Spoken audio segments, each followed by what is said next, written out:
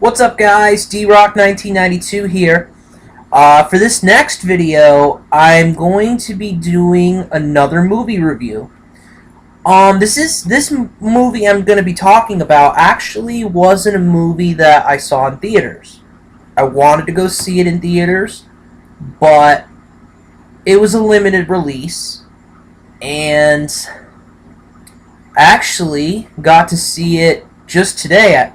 As a matter of fact, I saw it a little while ago, this afternoon, and my friend bought it. My friend rented it off YouTube for $6. This movie is the movie The Interview. There's been a lot of controversy around this movie. First off, The Interview. First of all, the plot of the movie has the two main characters are James Franco and Seth Rogen, who are amazing when they team up together, no matter what. James Franco is the host of Skylark Tonight, which is a popular entertainment news program. Seth Rogen is the producer of the Skylark Tonight. And these two talk a lot about celebrities and things like that. And they come across something. Rogen comes across something that Kim Jong-un, the leader of North Korea, viewed as an evil tyrant, is a big fan of the show. So they agree to go to North Korea to interview Kim Jong-un, but oh wait, the CIA wants them to kill Kim Jong-un, to assassinate him. So this is where the controversy lies. Obviously North Korea didn't respond to this very well. When the interview was fraught with controversy ever since it was announced. But Sony, the production company that released the film, they were planning to release the film across wide audiences, a wide release. Unfortunately, there was a lot of backlash from North Korea. North Korean hackers hacked Sony Entertainment, tons of information came out, and the interview was dropped by Sony. Sony did not release it. That drew a lot of criticism from Americans. President Obama even weighed on it, and many other people. Finally, Sony agreed to let the interview come out, but in a limited release, and agreed to have it out on YouTube and Google Play, and I think Vivo or something like that. You can rent it for $6 on any of those sites, and you can buy it for $15. Which is a little bit of I think it's a mild fuck you to North Korea. Fuck this. We're releasing the movie. Maybe not in a wide release, but there's just not a whole lot of... The interview, I'll just say it right off the top, it's a dumb movie. It really is. It's a dumb movie, and chances are the events of that movie are not going to happen in real life to North Korea. You're not going to have a couple journalists who go to North Korea, interview Kim Jong-un, and then try to kill him, basically. It's not going to happen. Let's be real about this. It's just not going to happen.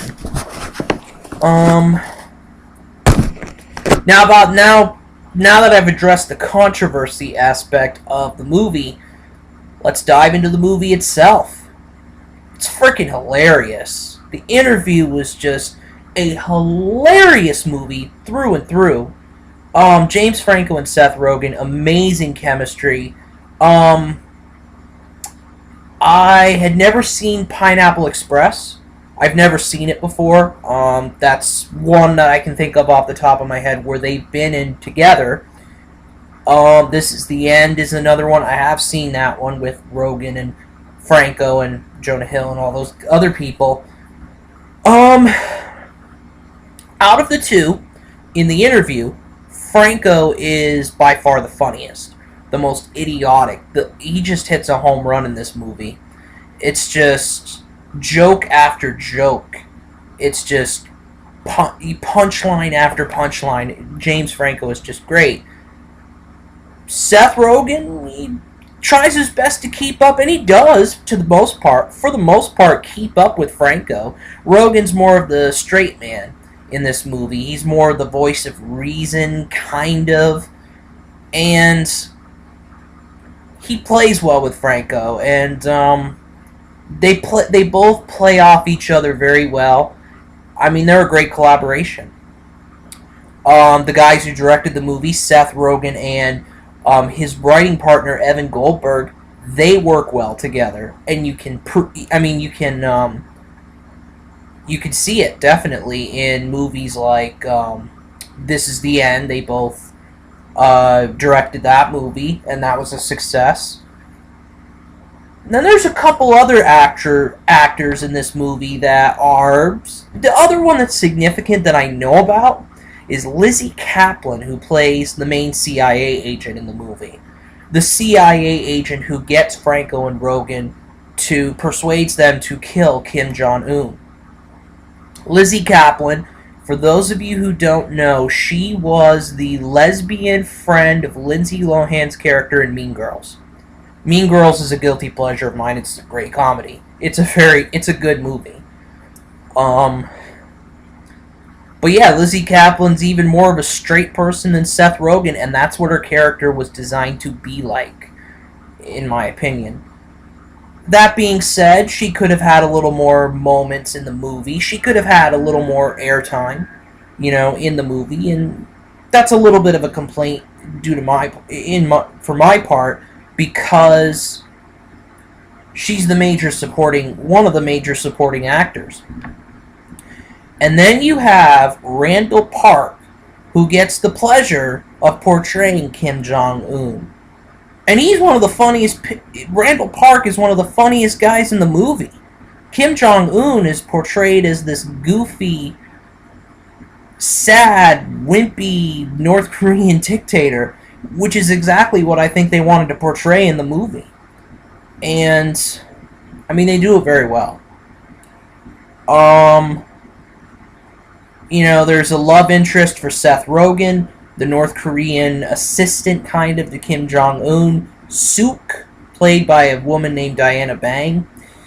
And other than that, those are really the main people in the movie. There are some great cameos.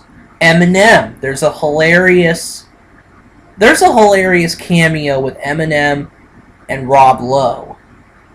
James Franco interviews both of them, and it is pretty funny. Late night talk show hosts Bill Maher and Seth Meyers appear in a cameo, and Joseph Gordon-Levitt also appears in a cameo. What can I say about this movie that I haven't already said? It is a freaking hilarious comedy. It's one of the best of the year.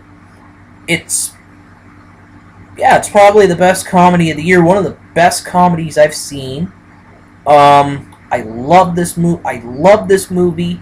The only two complaints that I really have: Lizzie Kaplan could have been used a little bit more, and the beginning was a little slow. Maybe the first 5 or 10 minutes or so before they get into the scene with Franco and Eminem and Franco and Rob Lowe.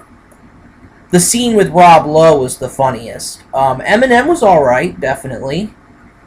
But yeah, the first 5 or 10 minutes were probably a bit dry, but overall, I mean, this is a great comedy movie. I mean, I am quite frankly, kind of offended that the movie only gets 48% on Rotten Tomatoes. 58 reviews, so obviously there's probably going to be more reviewers. Probably going to be more critics who review this movie, I think. I don't really know. But 48%, come on. This movie was funnier than that. It just... And it's a dumb movie, too. It really... I can obviously see the controversy and things like that about the U.S. and North Korea and all that kind of thing. I can see that controversy. But, come on, people. It's just a comedy. It's just a comedy that pokes fun. It pokes fun at North Korea, yes. It pokes fun at Kim Jong-un. It also pokes fun at the United States and the media obsession we have over celebrities. It picks on the sort of reporter douchiness that is probably apparent in journalism. It portrays the uptight CIA type agent, that Lizzie Kaplan played. And, overall, this is a very funny movie. I would absolutely recommend it to anybody. I'm going to give it a 4.5 out of 5 stars.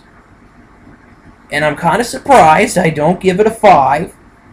I was going to be very quick about giving it a 5. I was going to jump the gun and give it 5, but 4.5 is probably good mainly because of Lizzie Kaplan, and her role could have been more expanded, in my opinion. Definitely, and maybe Seth Rogen could have been a little more funnier, little less of the straight man, little more funnier in some aspects. He was he was funny. James Franco stole the show, but Seth Rogen was pretty funny too. It was solid funny, for sure. He did a good job.